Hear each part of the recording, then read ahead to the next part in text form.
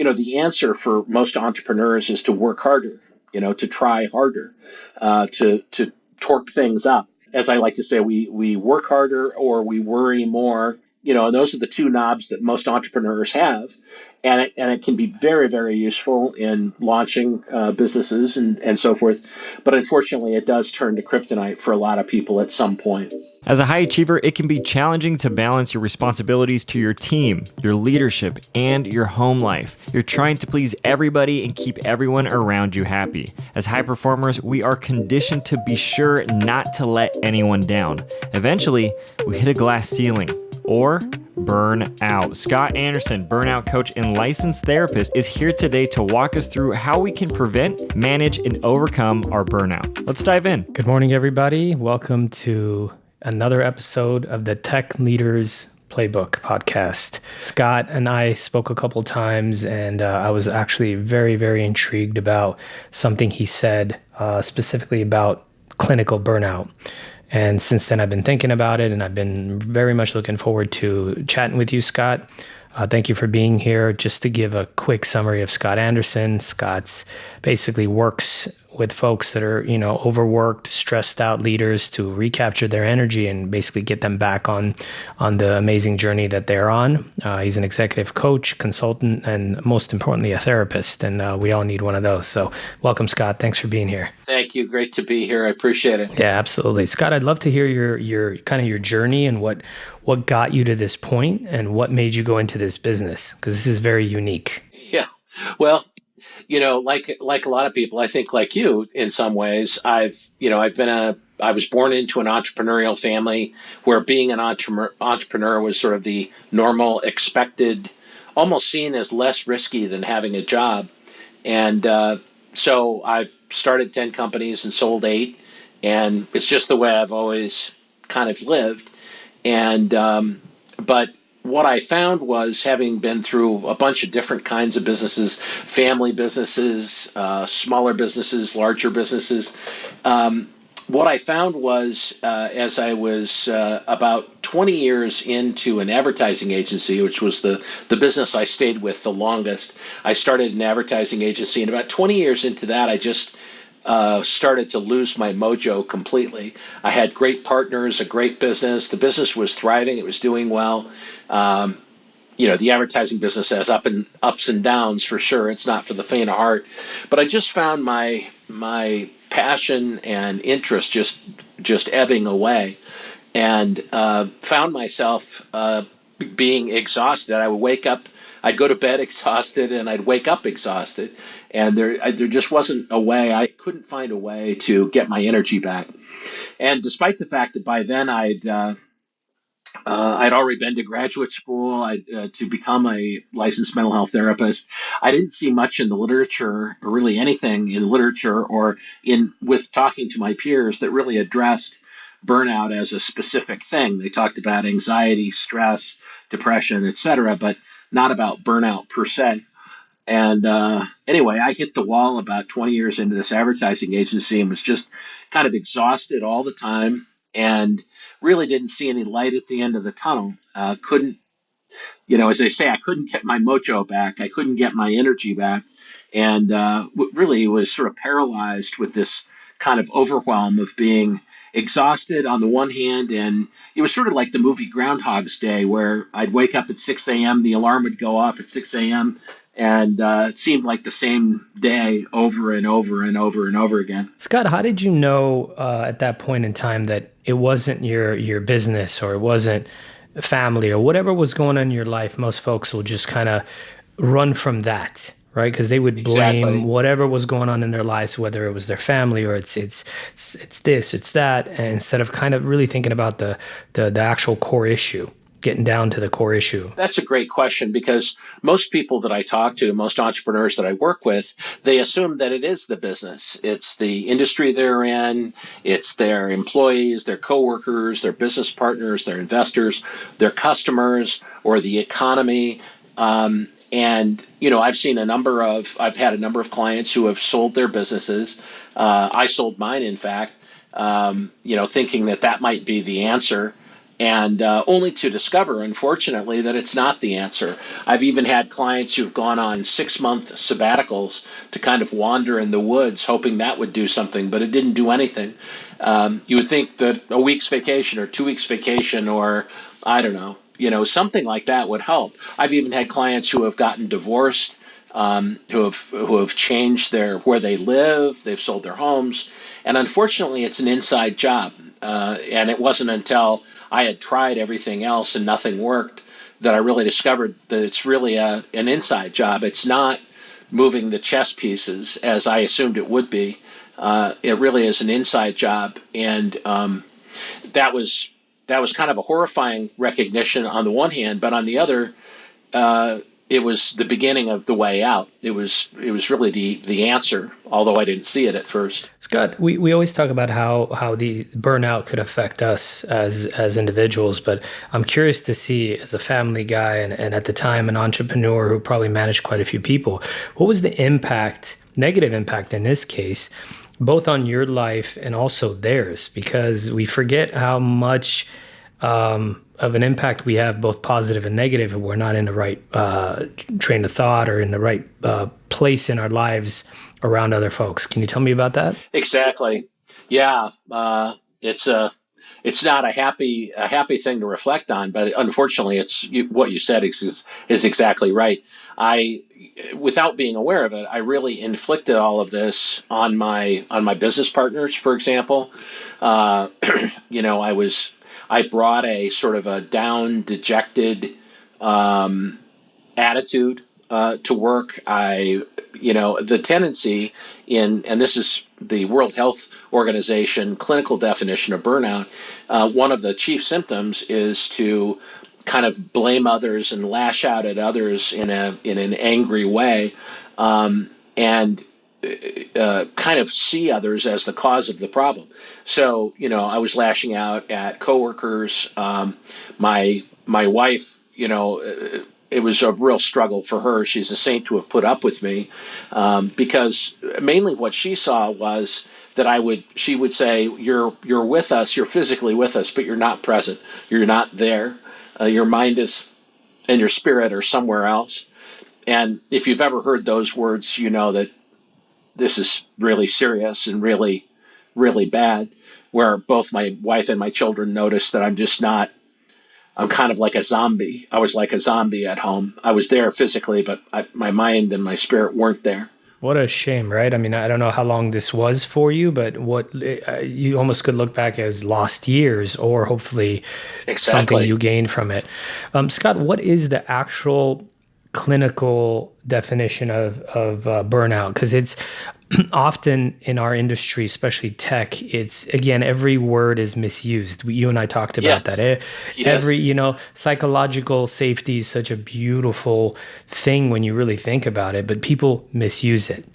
Mental health, it's such an important kind of a conversation to have, yet people misuse it and use it as a way to almost leverage it for things or time off. And so a lot of things go in the wrong direction. And so words are misused, and then they become fluff to us entrepreneurs or business owners or leaders, and we don't want to hear it. And then we get affected by it. So I'd love to know what the actual definition is, and more importantly, how the hell do we get away from it? Because I don't want to be clinically burnt out. Well, the World Health Organization and also the American Psychiatric Association both recognize burnout as a clinical disorder.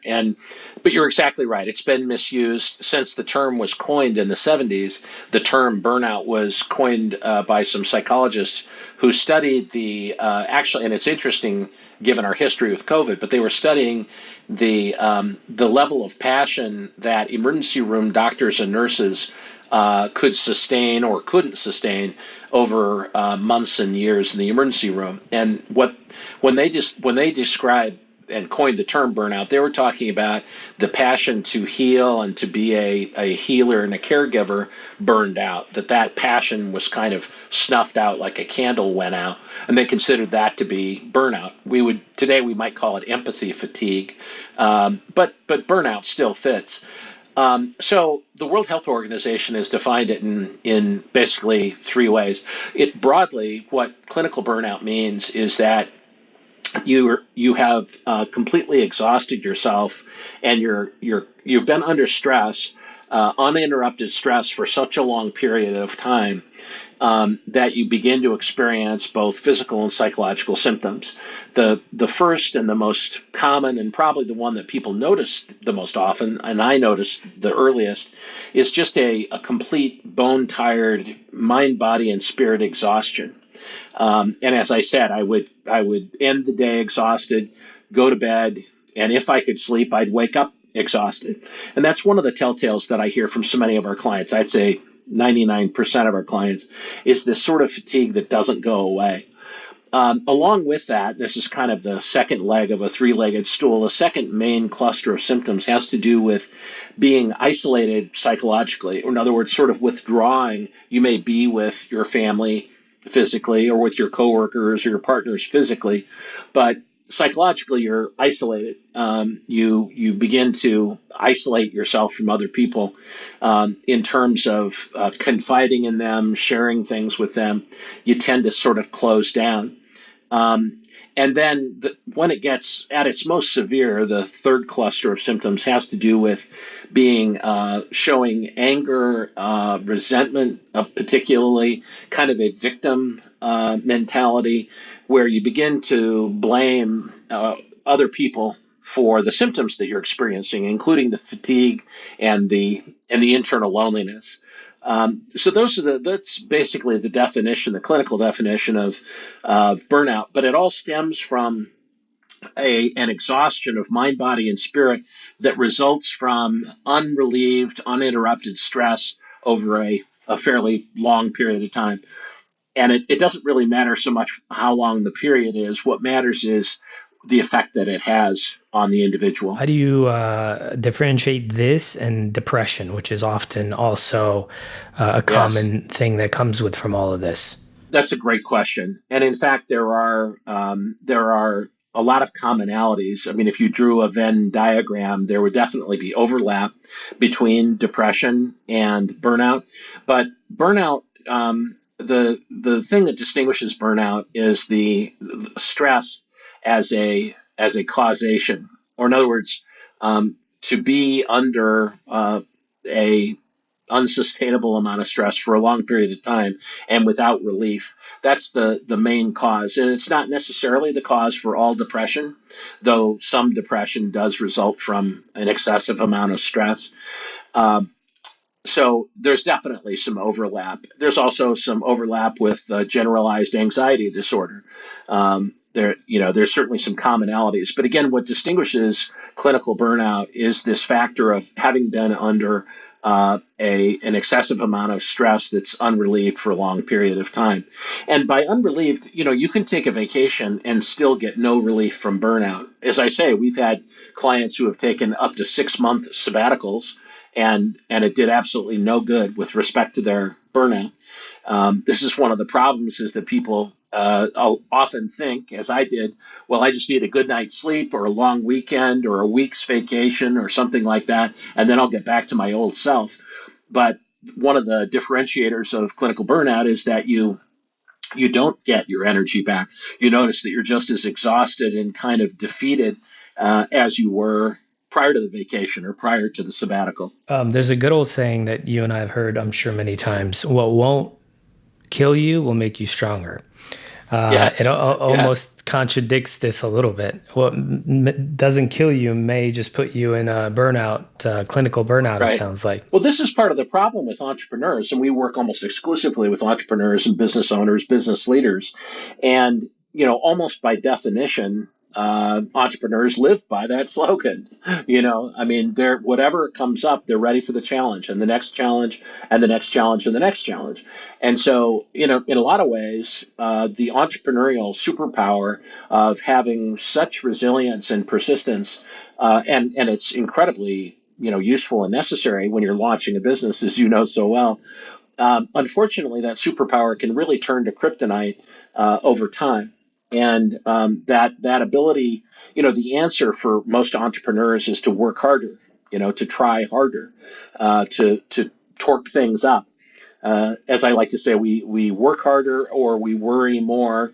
And those are the two knobs that most entrepreneurs have, and it can be very, very useful in launching businesses and so forth. But unfortunately, it does turn to kryptonite for a lot of people at some point. As an entrepreneur myself, and I have a lot of entrepreneur friends, as you can guess. And if they're not entrepreneurs, they happen to be CEOs or VPs of very successful companies, and there's a lot of pressure on them.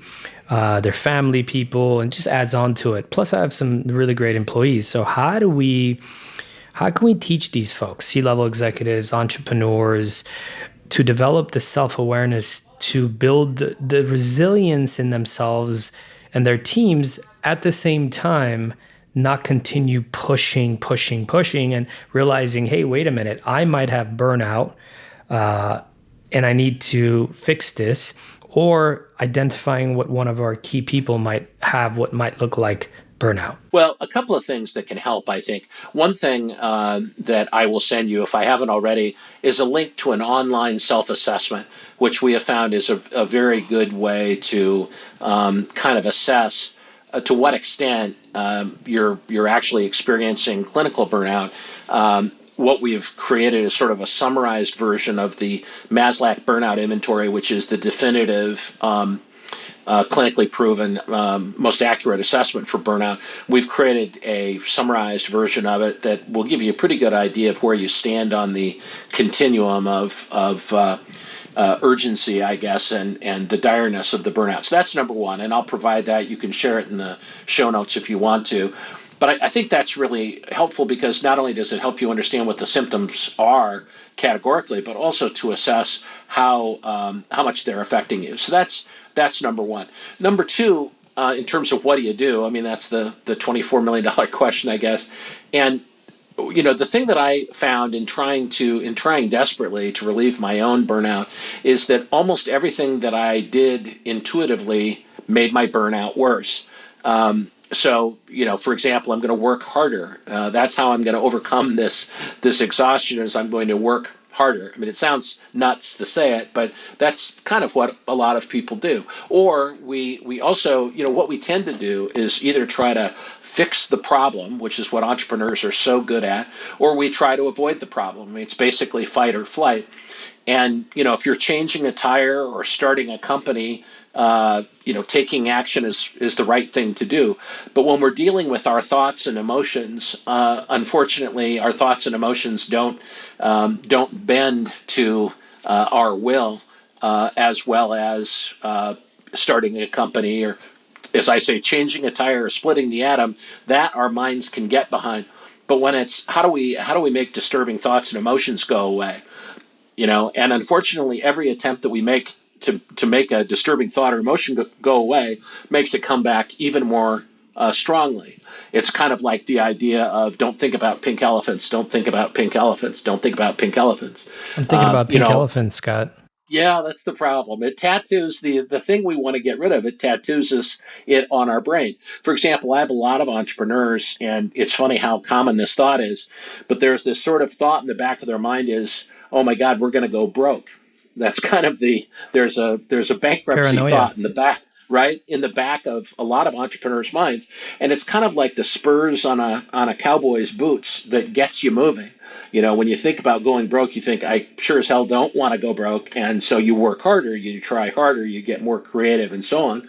But unfortunately, hearing that is sort of like hearing don't think about pink elephants, especially if you're trying to make that thought go away. And what we do is actually drill it into our minds. So unfortunately, a lot of the things that we do it naturally and intuitively to make burnout go away make it worse. And I had to learn this the hard way, that all of the things that I was naturally inclined to do made it worse. So one of the main things that we have to do is to kind of make friends with some of our disturbing thoughts and emotions and to really begin to accept that they're just thoughts and emotions. And we've developed a system called Burnout Breakthrough that actually takes you through a process of doing that. One of the most counterintuitive things about burnout is how to relieve stress. since burnout is essentially caused by a long period of unrelieved stress, a lot of us think, well, every 50 weeks I'll take 2 weeks vacation and that ought to do it. Um, Unfortunately, that's not how the mind and body work. What we really, and there's a pile of science that proves this, is that the way to relieve stress is we really have to relieve it all day, every day in real time. And that because the body doesn't allow us to just take on more and more and more and more stress and then let it go on a round of golf or let it go on a vacation. So one of the things that we teach in our program is a system of letting go of stress throughout the day by taking very short 10-second vacations multiple times during the day, and to relieve stress in a very deliberate, intentional, conscious way all day long.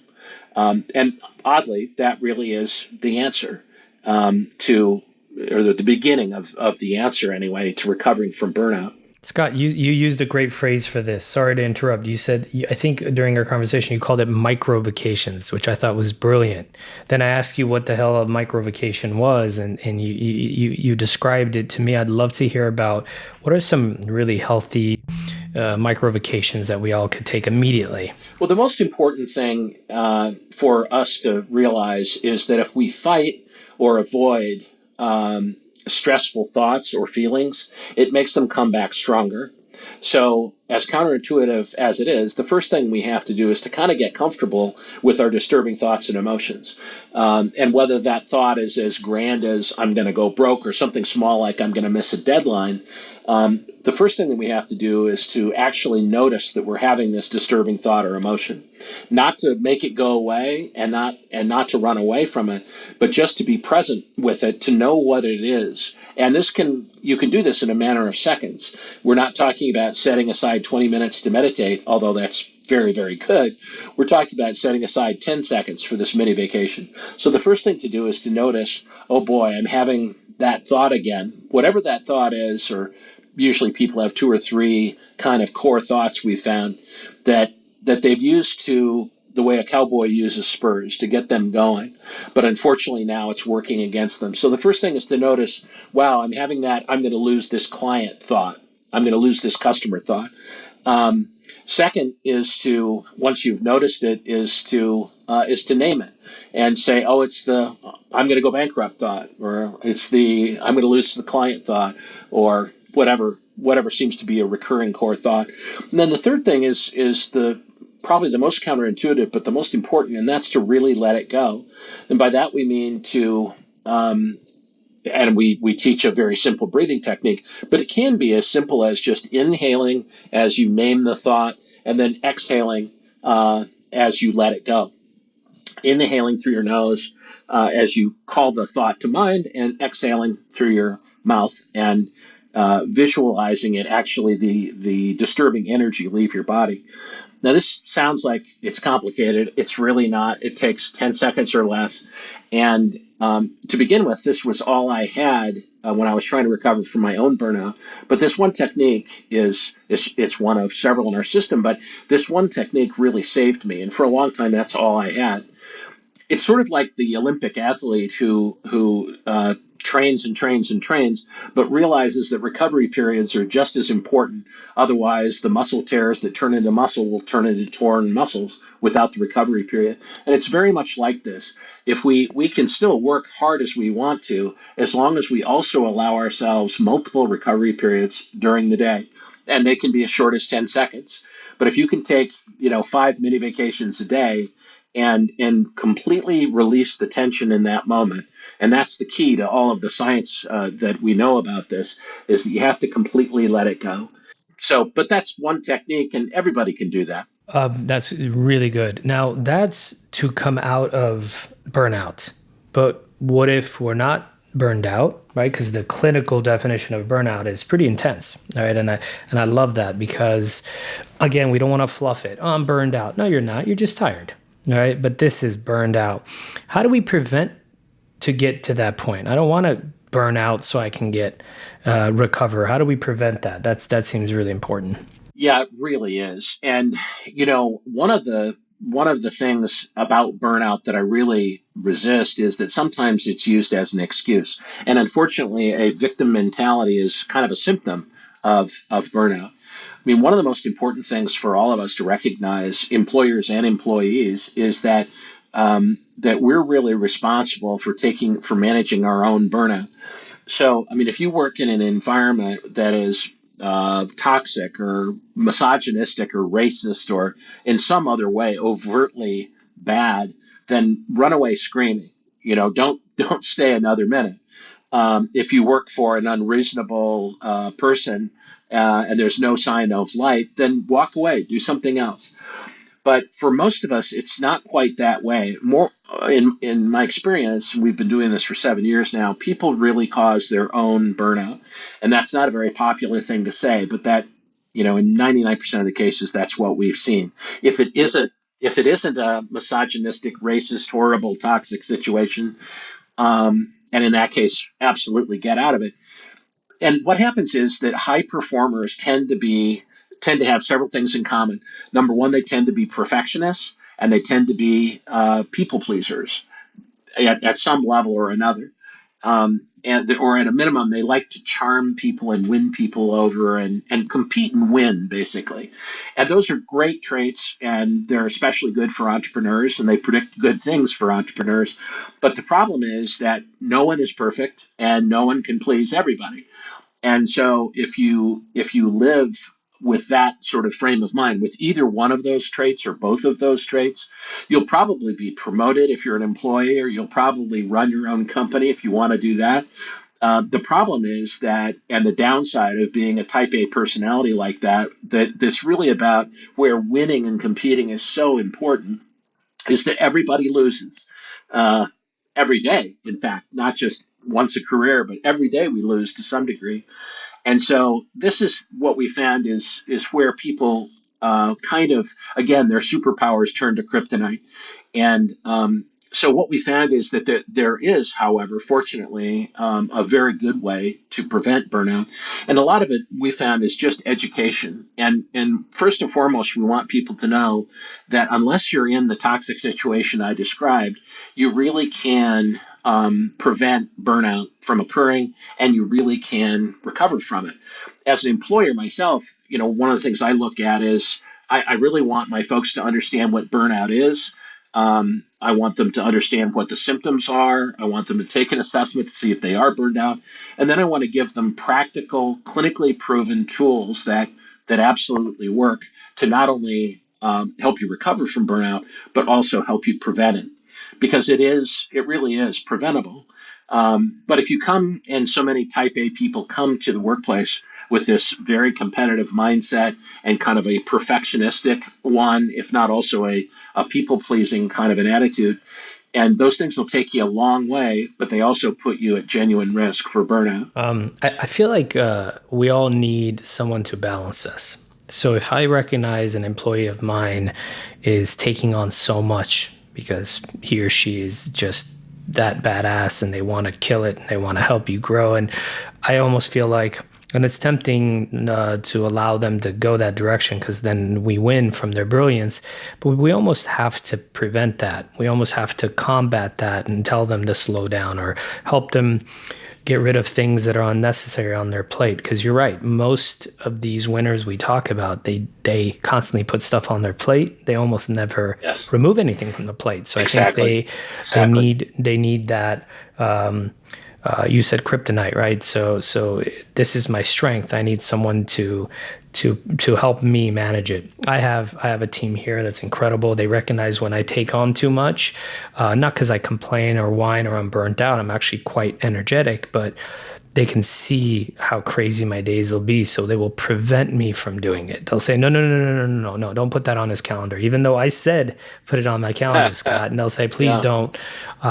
Let's do it for next week. Nothing's gonna, break in the meantime. So I feel like we all need a balance in our lives. Not to go on a depressing topic, but I was talking to a friend of mine. We were having coffee, and he told me that his construction guy basically, unfortunately, overextended himself and ended up committing suicide, which was really, really, he said it really put me in depression because I realized, man, this guy was a good guy and he had a good life, but basically he had what I think sounded like the opposite of a balance, right? In my relationship, I'm the guy that pushes, and my wife's the one that, hey, we don't need that. Let's take it easy. Do we really need to buy that? Do we need to build another this or that? And so it really kind of balances me out. In my business, I have my business partner, and I have my goons. They call themselves my leadership team. They protect me from me, right? Which I appreciate greatly. This gentleman sounded like he had the opposite. He had people tugging at him to do more, take on more, do this, take on this project. And I think it was just too much. And I mean, it's really depressing to even think about that, but that's how far this could be pushed in the wrong direction if not taken care of. So I'm glad someone's out there, yeah, right, as an expert to help. It's absolutely right. And, part of it is that, again, if you're wired this way to compete and to win and to put points on the board and to achieve excellent, to really crush it, as you say, unfortunately, that very urge and the rewards that you get from living that way can, in fact, kill you. And, or at a minimum, can kind of turn against you. And, I didn't, when I first started my own search, I really despaired if I'd ever find a way out, but there absolutely is a way out, and it 100% works. I guess that's the thing that I would want to leave with anybody who's listening to your podcast is that if you're in this boat, the good news is that you can absolutely get out of it and stay out of it permanently. But you're going to have to try some things that are pretty counterintuitive for type A people. But oddly, it doesn't mean that you give up on being competitive or ambitious. In fact, you can perform at an even higher level once you make these changes.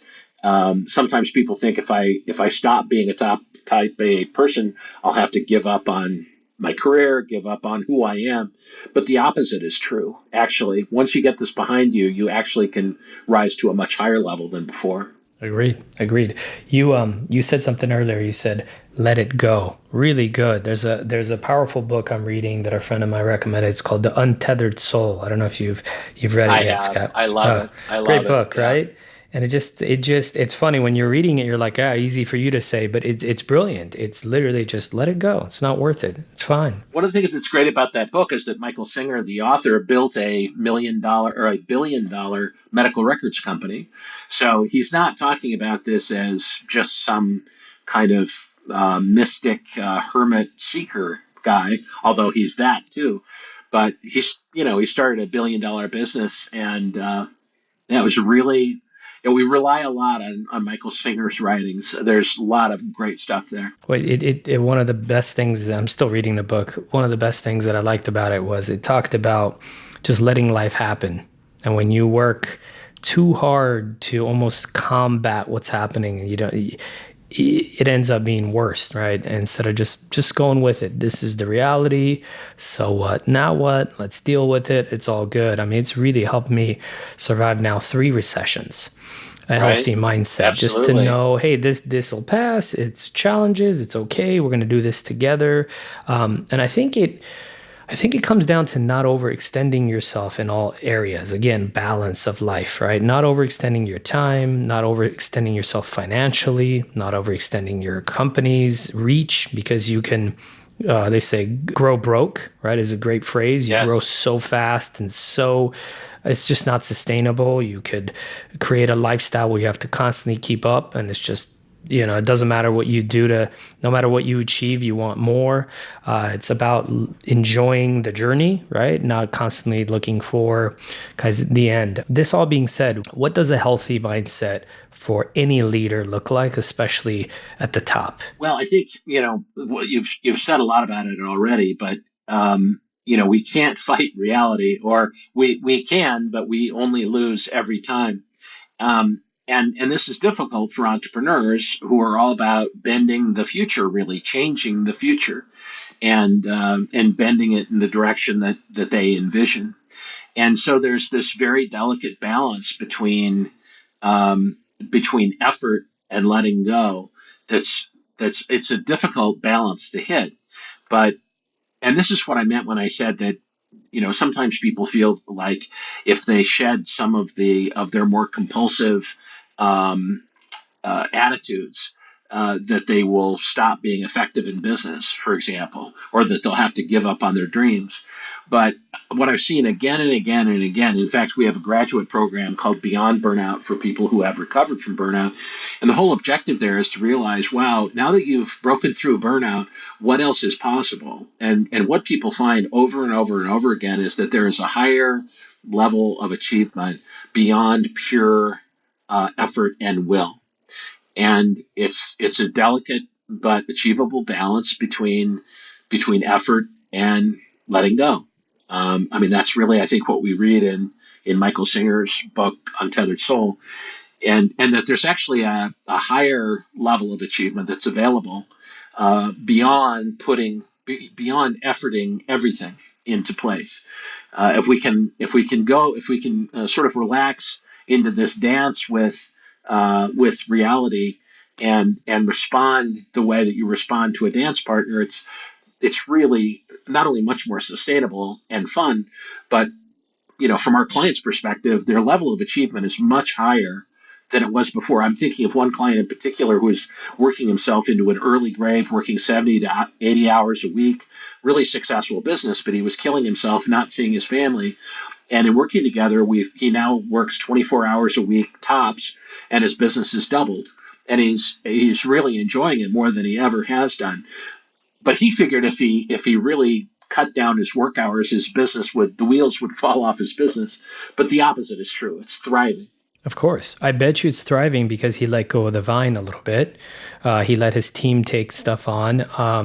I think, I have actually a comment on this as someone that works on developing teams and speaks at conferences about leadership. I think it's easy to say, let go of the vine. But what I figured out is before you have to let go of the vine, you have to have the right people in the right seats.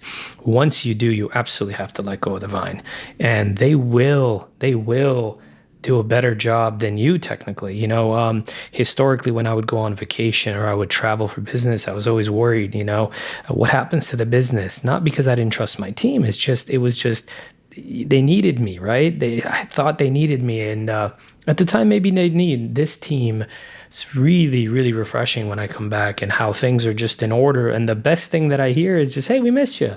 Hey, the energy wasn't the same, but it wasn't, this fell apart, that fell apart. It's just, hopefully as a person they enjoy being around, and as a leader who hopefully makes them feel better about themselves and guides them and supports them, they might miss that for 3, 4, 5 days or a week or 2 or a month, but it's not that they needed us, they wanted us. So I think that's really, really powerful. So I would say as a leader, if you haven't surrounded yourself by great people, it's the first thing you need to do is constantly elevate the game, constantly elevate your team, get better and better people, and then elevate by delegating, right? So delegate and elevate, get to the next stage, get to a point where you literally are not needed and you're just here because they can't send you home because you're the boss, Right.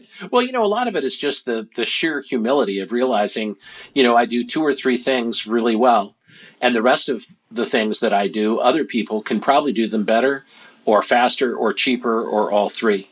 And nobody is 100% great at 100 things. So, what we always try to do is to help our clients realize what are the things that really give you joy and that move the needle the farthest and fastest for your business. And let's focus on that. And what always happens is they're only spending 10% of their time in that genius zone. And so we want to flip the tables and have them spend 80% in that area where only they can do it the way that they do it. But everything else we want to automate, delegate, systematize, or eliminate altogether. More with less, basically, right? Do more with less. Exactly. I think we have to be really, really communicative about this with our team. I had a young woman was telling me that she's really tired and she's in burnout, and I'm not her direct boss, obviously, but I said, take a vacation. And she looked at me like I'm crazy. What do you mean take a vacation? Like I'm behind, I'm this, I'm that, I'm struggling, and you know it. I'm like, you're only going to struggle more. If you're not in the right, train of thought, you're not burned out, but you're definitely tired and you need a vacation and you go see your family. So She requests a week off. She's more energetic before 'cause she's excited about this vacation. She takes this vacation, comes back more energized than ever. So again, if you have the right people, you have to encourage them that it's okay to take time off and enjoy even when they're struggling. Even when they need to perform, it's not worth it. Another question for you: we all must know someone that's burnt out, but they're usually burnt out because they won't help themselves and they won't help others help them. This is very common with our loved ones, right? Whether it's our parents, a brother, a friend, or a colleague. What do you recommend we all do as, again, leaders or just children of someone or whatever, friends? What do we do to help them get the help they need to get through this? Well, one of the things that, as I mentioned earlier, you might offer them the opportunity to take this online burnout assessment. And we found that for a lot of people, they're surprised to learn what burnout really is, and also surprised to learn that their symptoms are so severe. So that's one thing. Another thing, you might send them to our Facebook group called Beyond Burnout, where they'll hear from a lot of people just like them talking about the exactly the same situation, but how they're really putting it behind them. So I think those are a couple of things. It's very difficult to unfortunately, it's a form of addiction. I really believe. This kind of workaholism that leads to burnout really is a form of addiction, and we become addicted to our own brain chemistry, our own body chemistry. We become addicted to the adrenaline and the cortisol and the dopamine and the serotonin and the norepinephrine that come from stressing ourselves this way. And we can literally become addicted to it, at least psychologically addicted to it. And this is why it's so sad in the case that you mentioned about the construction person who took his own life. I mean, it can be that serious. If it's a loved one, I think we just have to really come out and say, we're really afraid for you. We're really concerned about you. What we found in business situations is that typically a star performer begins to get in their own way and not perform the same way that they were before. And sometimes the only way to get through to people who are wired to be this competitive and to succeed at any cost is to say, hey, your performance is you're deterring your own performance. You're impeding your own success. And sometimes we have a little bit more leverage in work than we would in family situations, for example. For all the folks listening to me, it's like there's a great phrase out there. It's you can't afford not to do this if you're truly in burnout mode. So I would highly recommend people hit up Scott. Scott, your mindset is so organic and so real. That's why you and I hit it off, I think. And I was just curious because I'm like, oh my God, it's a real thing. It's like an actual That's right. thing, or I just thought it's just an exaggerated word for tired, and it sounds like it's like a permanent tired, mentally, emotionally, physically, which is right. not good. I don't want to be that guy. Is there anything you want to leave us off with that's like just that we missed? Well, I don't think we missed anything. You asked some great questions, but I wanted to make this offer I was thinking about as preparing for our time together today. What I'd love to do is to offer an audit for a burnout audit for anybody who is really interested in finding out about this and about getting out from under.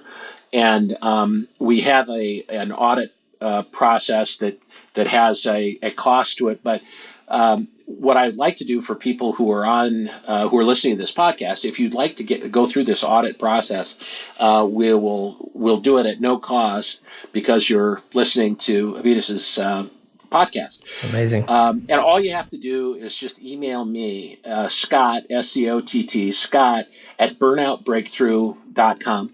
And we have a very exhaustive audit process that will not only help you understand what's really going on with you, which may or may not be burnout, but we can help you see that and direct you to the right solution, whether it's with burnout in our system or it could be something else. And if it is, we're happy to refer you to that. But yeah, just email me, Scott at Burnout Breakthrough, and just put free audit somewhere in the in the message, and I'll know it's from this podcast. That's a very, very giving thing, Scott. Thank you. Appreciate that amazing offer. And then I'll also provide the link to the online assessment that everybody can take. I'll give you a link to that for the notes for your show. Maybe we'll put it out there on LinkedIn so people could take advantage, because it's a real thing, and I think we could all fly if we're not dealing with mental or physical or emotional challenges that we're trying to kick down the road, right? The biggest thing I learned is we used to play through injuries. And what you realize is you pay for that for the rest of your lives, so you don't miss 2-3 games, so you could look strong and be there for your team and all that. But it's the same thing. If we're trying to play through injuries, mental or physical, emotional, we're just honestly we're not doing our team, our family justice. I would highly recommend reading books, hitting up people like Scott, and really taking care of it. So this has been really, really cool. Scott, thank you for being here. My pleasure. Thank you. And I'm glad we talked about a very serious topic, and we did it in a very organic, random way, as I like to keep it. Thank you, Scott. Yeah, it's been fun. It's been great. Thank you so much. Thank you for tuning in. If you have a hardworking member on your team, coworker, or colleague, send this episode to them. Don't forget to leave a 5-star review on Apple Podcasts and Spotify, and tune in next Wednesday at 6 a.m. And if you haven't tuned into episode 3, How AI is Disrupting Tech Recruiting, check it out. It's our most popular episode thus far. See you soon.